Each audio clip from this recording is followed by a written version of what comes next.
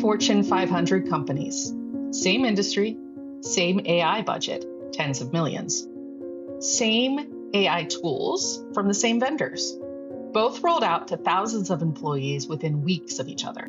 12 months later, one company reports 30% productivity gains and unprecedented employee satisfaction scores.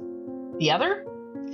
Tool abandonment, hallucinations slipping into customer communications, quiet failures no one talks about but everyone feels, missed deadlines, redone work, customers catching errors before your team does. Same technology, radically different outcomes. The difference, it wasn't in the technology. I'm Alora Weaver, and this is Humans of AI. Today, we're going to find out what actually separates success from failure when it comes to AI in the enterprise. To understand what makes the difference, I talked to someone who's been watching this pattern for over a decade. Our guest speaker, JP Gownder, is a VP and principal analyst at Forrester Research. But he's not your typical tech analyst. His background is unusual, and it's given him a perspective most people miss. So I did my undergraduate in history, and I also have a graduate degree in political science. And both of those disciplines have to look at people in a sort of collective context. So it involves understanding a bit of sociology, a bit of economics, a bit of psychology. You might think history and political science have nothing to do with enterprise technology, but studying how people collectively move through change, that's exactly the skill needed to understand why organizations fail at technology adoption. Back in 2013, he saw something that would define the next decade of enterprise AI, and it wasn't about the technology at all. I talked to some early vendors that were interested in taking on conversations. I could see the germ of a beginning where it's going to start listening in. It's going to start trying to decode what's going on, and it's going to try to eventually be a participant. That became his obsession. Not what the technology could do in theory, but what happened when real organizations tried to use it. While everyone else was focused on capabilities, what AI could theoretically do, JP was in the field watching what actually happened. And what he discovered was a pattern. Companies with the best technology, the cleanest data, the biggest budgets, failing spectacularly. And they all had one thing in common. They realized we don't have any human-centered people who were trained in that, involved in this effort. So the failings that they found were that people were either completely over-relying on the tool, and that meant that hallucinations would pop through. They would find that other people were afraid of it. They'd focus entirely on the technology and ignore the people who had to use it. That's when JP developed a framework to measure what everyone else was missing. He calls it AIQ, Artificial Intelligence Quotient. It measures whether your organization and your people are actually ready to use AI successfully. So the AIQ thesis is readiness, but it's definitely operating at the level of the employee. Does the employee have the basic understanding of AI? Do they have some hard skills and training, like prompt engineering? Do they have soft skills like motivation or confidence that they can adapt? Do they have the ethics and understanding of business risk and privacy to use it appropriately? Understanding, hard skills, soft skills, ethics. Sounds straightforward enough. If you were building an AI strategy, you'd probably assume most Fortune 500 companies would have this covered. They don't. It is often the case that we find organizations who are missing one or all of those elements. JP actually saw this pattern before, during the robotic process automation wave 8 years ago. He created a predecessor framework called AIQ, Robotics Quotient. Even then, the same problems kept appearing. With RPA, something goes wrong. It doesn't actually yield the business outcome we want. And it almost always would come back to the people who were in the process, not understanding their role, ceding too much control to the bot. The bot broke, no one noticed. JP kept seeing the same failures. Marketing teams trusting AI outputs without checking them. hallucinations making it into customer emails. Other teams so afraid of making mistakes, they wouldn't touch the tools at all.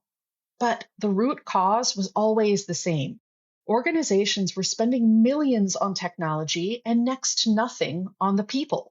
The numbers tell the story. If you're using any of the popular AI assistants, you need to know how to write effective prompts.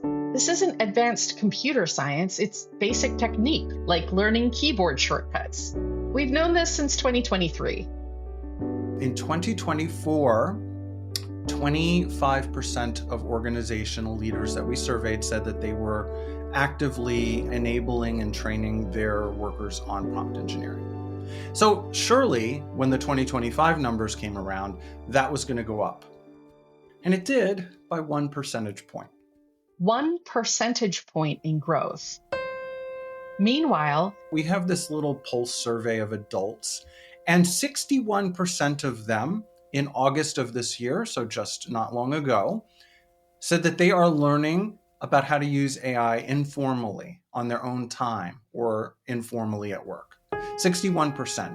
By contrast, I'm learning how to use AI for my company's formal training. That's 29%. Think about what that means. Your people are figuring this out themselves on nights and weekends, while you're spending millions on tools and assuming someone else will teach them how to use those tools. So why is this happening?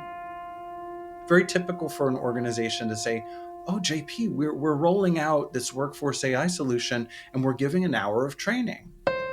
And I say, well, what else are you doing? That's insufficient, right? All of these AIQ skills are not teachable in 1 hour. Why are sophisticated organizations making this mistake? JP has watched it happen hundreds of times, and the reasons are predictable. When this technology was initially released, the people who were selling it made it sound like it was just as easy as could be. The predicate that was set was, this is a transformative, magical technology, and you don't need to know anything else. Magic. Vendors sold it as magic. And magic doesn't require training or change management or investment in people. Magic just happens. Except magic isn't real. IT people who have been rolling this out, they're using the old rule books about how we actually go out and roll it out. And it's very linear training. It is not giving people an understanding of the philosophically different ways it works. Old playbooks. That's the second problem. IT teams are deploying AI the same way they've deployed every other enterprise software rollout for the past 20 years. But AI isn't like the software we've used for decades. In the past, when we would operate with any kind of software, we had a pretty good sense of what it was going to do. If I hit the leave button on this conference, I know I'm going to leave. If I hit the $80 button on the ATM, I know I'm going to get $80. It's very deterministic from my experience. But with generative AI, we don't know exactly what we're going to get. We may have to try a few times. We may need to keep an eye out for hallucinations, but also coherent nonsense that sounds right, but just isn't the right answer for the problem that we have. And here's what makes it dangerous. AI gives you no social cues. When a colleague is uncertain, you hear it in their voice. You probe, you ask follow-up questions. AI delivers wrong answers with absolute confidence. Recent research confirms this. There was a study that came out recently that suggested that, in fact, if you make decisions based on, just having conversations with AI, you're overconfident about what was said by the AI. They don't have those social signals telling them to double check, to verify, to question. So that's why it's not working. Organizations are using 20-year-old deployment strategies for technology that operates in completely new ways. They're spending millions on tools and almost nothing on the humans who need to use them. That's the diagnosis. The question every executive is asking, what do we actually do about it? Here's what doesn't work. Rolling out AI tools on a Monday, giving employees 1 hour of training on a Friday, and expecting productivity gains by the following quarter. Here's what does work: building AIQ. And it's more involved than most organizations want to admit. Organizations tend to over-rotate on linear broadcast, do it at your own pace training. Now that can be useful, but if it's all you're doing, people tend to forget, or it's decontextualized. They don't necessarily know how it fits into their world. Linear training means self-paced video modules employees watch alone. It's what most companies default to because it's scalable and measurable, but it's also the least effective approach. What actually works is what JP calls social learning, and it's at least twice as important as formal training. Social learning is this ongoing sense that we're in this together. Maybe you find someone who solved a problem effectively, and you do a little interview with them for 5 minutes or less. That video of someone at your own organization using the tool is more valuable than an hour of generic online training. A 5-minute video of your colleagues solving a real problem is worth more than an hour of vendor training. Why? Because it's someone like you in your environment dealing with your actual challenges. It's not a generic example. It's Tasha from legal showing you how she used AI to draft a contract clause, what worked, what didn't, and what she learned. JP recommends building an ecosystem. You're going to want to do weekly emails where you surface tips and videos, and champions programs, mentoring programs, online venues where people can jump in and get help if they need it. It's all designed for one thing: catching people at the moment they're about to give up. I have a problem, I want to solve the problem, I need to try this.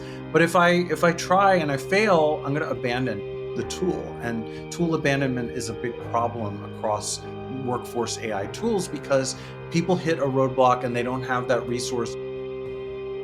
When tools get abandoned, employees go back to the old way of working. The AI investment delivers zero return. That's one kind of failure, wasteful, but not destructive. There's another kind of failure happening right now, one that's causing real damage to organizations and people.